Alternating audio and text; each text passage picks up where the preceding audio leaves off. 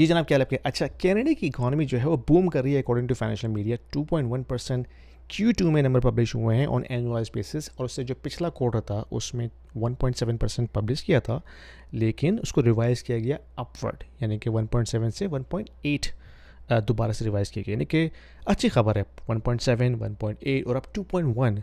तो भाई इकॉनमी तो ग्रो कर रही है, रिसेशन किधर गया? रिसेशन कैंसिल हो गया क्या? अगर आप उसको अंडर द हुड देखते हैं तो फिर आपको पता चलता है कि कहानी इतनी रोज़ी भी नहीं है। यानी कि अगर हम देखें जो जीडीपी ग्रोथ हमें नज़र आई है, उसको अगर हम पॉपुलेशन कॉन्टेक्स्ट में नहीं देखेंगे तो आपको सही पिक्चर समझ में नहीं आएगी। अगरचे पॉपुलेशन स्टैग्नेंट होती फिर तो 2.1% बहुत अच्छा नंबर है, गिव टेक।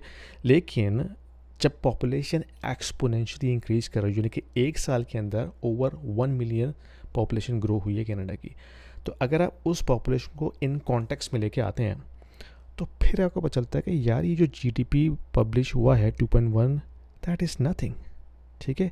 और अगर इसको हम रियल जीडीपी पर कैपिटा देखते हैं, पर कैपिटा जो है वो आपको बताता है कि पॉपुलेशन के कॉन्टेक्स्ट में जीडीपी कितना है। तो जो पर कैपिटा जीडीपी है वो तो डिक्लाइन हो रहा है। पिछले 8 क्वार्टर्स का डेटा उठा के देख लें तो 8 में से 6 क्वार्टर्स का डाटा नेगेटिव है, real GDP per capita, and that is a true way of measuring the productivity. ठीक है, वो तो डिक्लाइन हो रही है, and that is among the lowest in G7 countries. तो रियल जीडीपी पर कैपिटा तो डिक्लाइन हो रहा है, that's not a good news. ठीक है।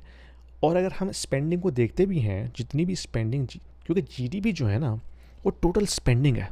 ठीक है, कितनी स्पेंडिंग हो रही है इकॉनमी में, लेकिन इस जीडीपी के अंदर ये जो 2.1% का जीडीपी है उसमें जो 80% स्पेंडिंग है, 80, इट्स फ्रॉम गवर्नमेंट। यानी कि गवर्नमेंट अगर अपना फिस्कल डेफिसिट रन ना करे, अगर इतनी स्पेंडिंग ना करे, तो गवर्नमेंट इकॉनमी के अंदर तो स्पेंडिंग है ही नहीं। यानी कि प्राइवेट सेक्टर में तो स्पेंडिंग हो ही नहीं रही, यानी कि ऑलमोस्ट 20% जो है वो सिर्फ प्राइवेट सेक्टर की स्पेंडिंग है। अब आप मुझे बताइए कि इकॉनमी ग्रो कर रही है कि कॉन्ट्रैक्ट कर रही है? और अगर हम देखते भी हैं हाउस होल्ड स्पेंडिंग को, तो हाउस होल्ड स्पेंडिंग तो कॉन्ट्रैक्ट कर रही है भाई। और जो लोग हैं कैनेडियंस, वो तो सिर्फ नेसेसिटी पे खर्च कर रहे हैं। जो डिस्क्रेशनरी स्पेंडिंग होती है वो ऑलमोस्ट गायब हो चुकी है पिक्चर में से। ठीक है। और अगर हम जो हाउस होल्ड की जो रेजिडेंशियल इन्वेस्टमेंट की बात करें, जो कि एक बहुत बड़ा कंपोनेंट रहा है कैनेडियन इकॉनमी में पिछले 2 दहाइयों के अंदर, 2 डेकेड्स के अंदर, वो अब नेगेटिव ग्रोथ दिखा रहा है। यानी कि जो रेजिडेंशियल इन्वेस्टमेंट है कंस्ट्रक्शन में, रेनोवेशंस में, लैंड ट्रांसफ़र टैक्स जो हम पे करते हैं, वो year over year negative growth दे रहा है, नेगेटिव। ठीक है। क्यों? क्योंकि हाउस जो रेजिडेंशियल ट्रांजैक्शंस हैं रियल एस्टेट की, वो ऑल टाइम लो हैं। ठीक है। हाउसिंग स्टार्ट्स डिक्लाइन हो रही हैं, और फिर इंटरेस्ट रेट कम होने के बावजूद हाउसिंग मार्केट रिवाइव नहीं हो रही। क्यों नहीं हो रही भाई? क्योंकि भाई सिर्फ इंटरेस्ट रेट ही नहीं फैक्टर होता, house hold income.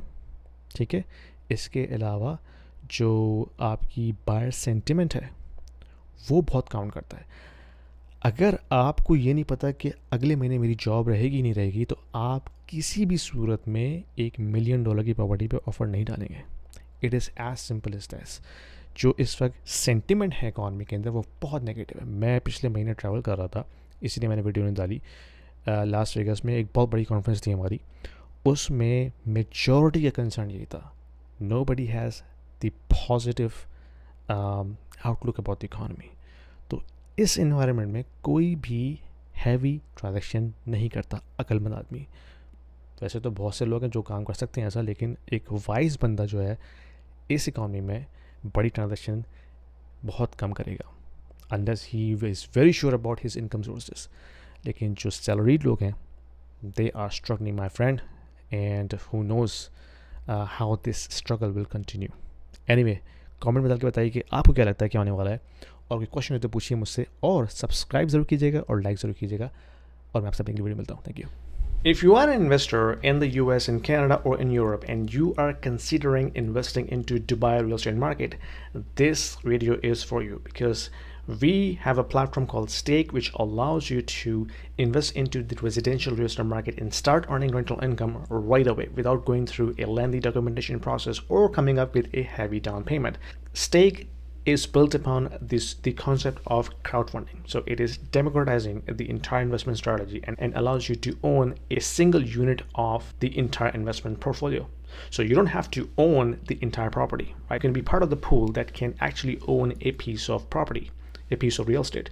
So that allows you to start with as low as 2,000 dirhams, and you can slowly ramp up.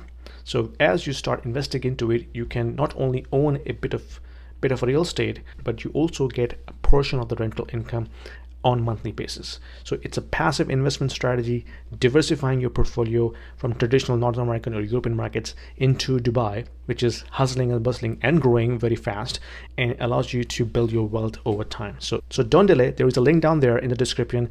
If you click on this, it will give you free 200 dirhams in your account right away to start with, and you can thank me later.